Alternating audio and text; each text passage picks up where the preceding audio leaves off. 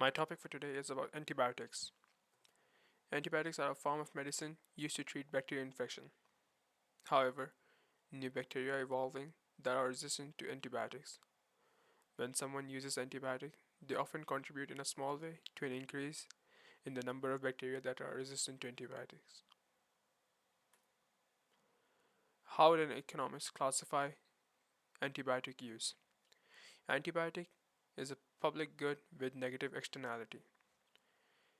Anti- so what does it mean by public good?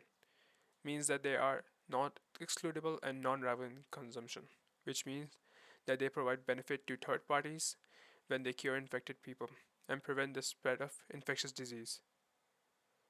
Overuse of antibiotics is a case of negative externality, which means the more we use the antibiotics, the more likely we are to contribute to an increase in the number of bacteria that are resistant to antibiotics.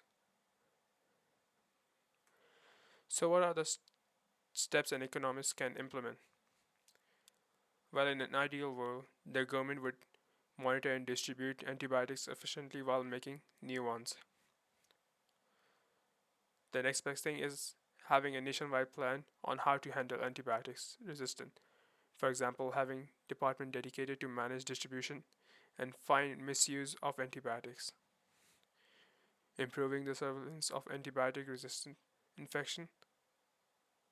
Regulating the use of medication like using automated prescription, which uses some form of ID to identify the antibiotics someone is prescribed by the doctors.